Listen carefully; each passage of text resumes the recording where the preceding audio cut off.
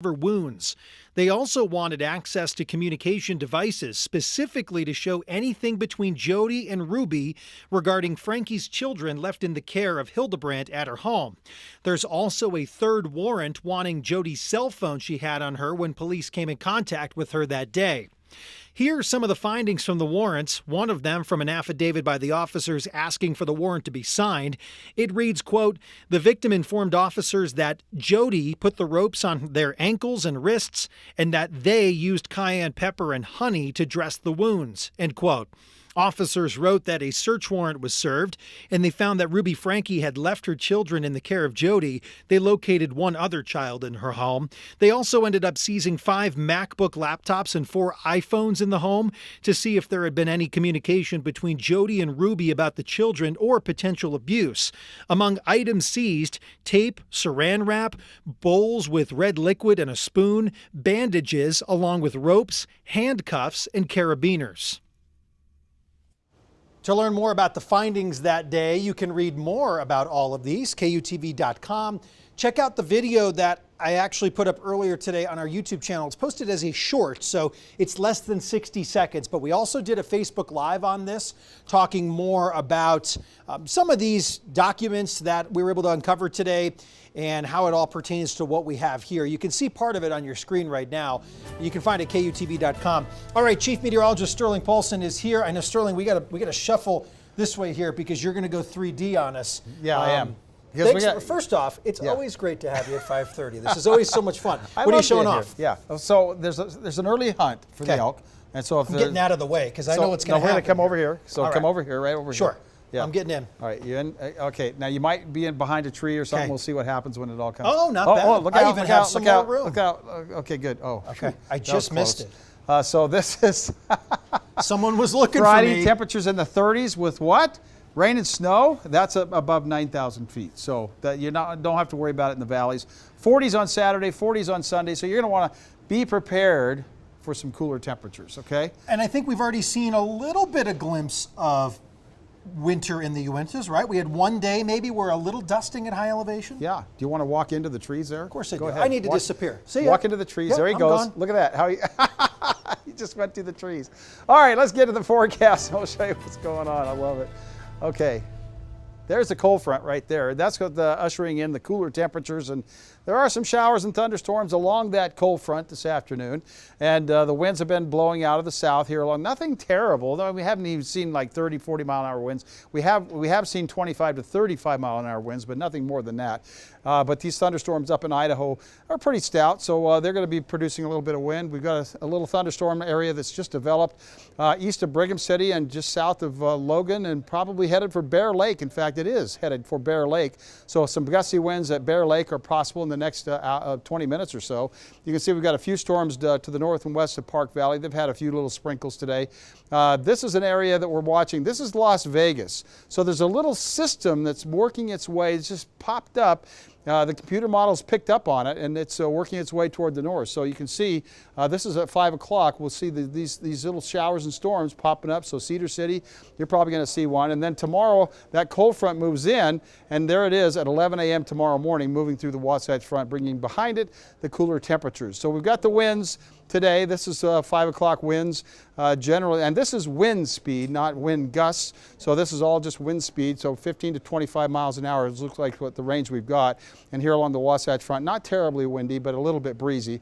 And yes, you can see we move that cold front through, and the winds die down over northwestern Utah, but they pick up across south central Utah and eastern Utah tomorrow at 6 p.m. And then because that storm system is actually going to lift to the north, we'll still see some windy conditions on Friday across eastern Utah because the storm system doesn't really come down and go through Utah and pull out to the east. It actually lifts up to the north and east up into Wyoming and portions of the northern plains. Tonight we're in the 40s and 50s around the state, and partly to mostly cloudy skies. Highs tomorrow in the 70s, and that chance of showers across mainly northwestern Utah. And if you're headed to some of the canyon areas, it's possible we could see some flash flooding at Capitol Reef and Zion National Park, but everything else pretty good. But I would just stay away from those areas tomorrow. tomorrow in case you were planning on doing some hiking. That chilly weather does settle into northern Utah for a day or two, and then it moves quickly out. This is Friday at 6 a.m. That'll be our stormy day. So here's the forecast for the next 7 days. You can see 84 in St. George, drops down to 80 degrees. And then we're back into the mid to upper 80s as we move into Sunday, Monday, Tuesday, and back to 90 on Wednesday. Those overnight lows in the 50s. And for Salt Lake City, we'll see those highs right there in the 70s tomorrow, 71. 65 on Friday, that's bearable. Overnight lows dipping into the 40s. Not a ton of rain out of this storm system, but maybe a quarter of an inch or so in most places. And then the weekend looks very, very nice. Watch out for those storms tomorrow afternoon. There could be a little bit, they could get a little bit feisty. We may end up with a severe thunderstorm warning or two. Kind of like feisty. Yeah, feisty. Kind of like feisty. What's happening Saturday? Saturday is just absolutely gorgeous. 70 degrees, sunny. I know. Weekend looks good too. Yeah, I mean, this really is the nice. time of year people are out with the family photos. I mean, Yep, those yep. temperatures are delightful. pretty darn good. Delightful. Love it. Thank you, Sterling. Yep. Remember to download our 2 News weather app to know about changes in your neck of the woods. You can get updated forecasts, some live radar right at the palm of your hand. This is a great app to know about what's coming your way, and it's free to download. All right, Utah's college savings plan has made some changes that will go into effect in the new year. It's called 529, right? Yeah. Christina Flores is here. Before we get into the changes, can you briefly just explain 529 for those that don't know it? Yeah, the 529 savings plan is meant for college or for tuition for school, but every state has one. They're all a little bit different, but in Utah's, the idea is you start putting some money into this plan when your kid's little. By the time they get to college, that money's been invested and the fund grows and you have money for college. And Utah's plan is really highly regarded because it has very low fees. It does really well. Anyway, this new change will benefit families who save money for college over the years, hoping their kid's going to go to college, and then often they don't, right? And so the money just sits there, and you cannot just take your money back out of the plan without paying a lot of fees. So a new law signed by Congress has allowed for that leftover or unused 529 money that a lot of families have money left over. You know, maybe their kids didn't use all the money, or like I said, they didn't go to college. You can now take up to $35,000 of unused 529 money and roll it over into a Roth IRA for your child. So in the past, that money would have just sat there. You could have given it to another kid in your family, a niece or a nephew or a child or grandchild, or you would have had to pay a lot to get the money out. Well, I was now- going to say, then the what if, right? If you don't have the next kid in line that's going to go to school. Right. So Then the money was just there and you'd have to pay a lot of money to withdraw it, and a lot of times at a big loss. So now this is another really nice option where you can roll that money over and get your kids started with a retirement account.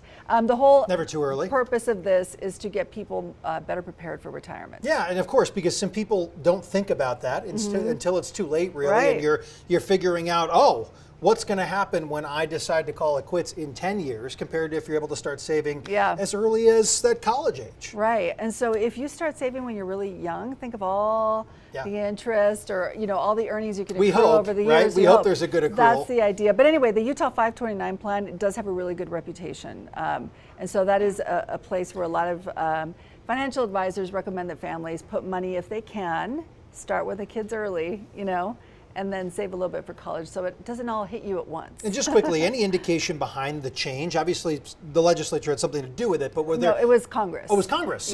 So Congress. So this is indeed state by state acting on Congress. Yeah, Congress passed this law. Were there complaints or anything? No, And was well, there yeah, a gripe? a lot of families were saying, "Hey, my kid didn't use this money, so now what do I do?" You know, Yeah. so they felt like this is a good way to help people prepare for retirement. Okay, good on you, Congress.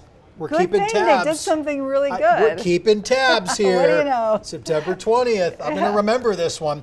Thank you, Christina. Okay. So now, of course, we want to know how you feel about this at home.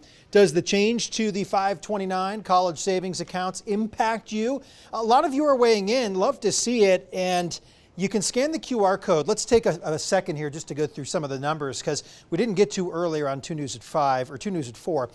Some of you are saying didn't have the 529 savings account. Might be a good time to start looking at it anyway. And 32% are saying the rollover will save you money. That's a great chunk of you that is saying this come 2024, right, will have a good impact. I am surprised by the amount of people that have not heard of the 529 account. However, most of you, I'm guessing, maybe don't have kids. What do you think? Yeah, I thought of that too. Yeah. That's a lot of people that's Or they need to do a little marketing. Yeah, well, there you go. We need a billboard or something on I-15 through Salt Lake and in Utah County. Yeah. All right, well, tonight shaped up pretty good here weather-wise, especially in the Salt Lake area. Yep. Not a weird one with those really too much moving through the state for the evening. Nice evening tonight. There may be a few showers on the north end of the Wasatch Front, and we'll see an increasing chance for those showers overnight through tomorrow. And yes, cooler weather for a couple of days, but it's not going to be terribly cold. I think you're going to like it. It's kind of a fresh, open the windows, you know, all that kind of stuff. It's a teaser. That's what it is. Yeah, for the ones that are coming later. Thank you for joining us for 2 News Live. Always great to have you here on the live stream on YouTube, on Facebook, KUTV.com, the 2 News mobile app. Monday through Friday at 5:30, you know where to find us. Hope you'll join us again tomorrow. Have a great night. Have a great night.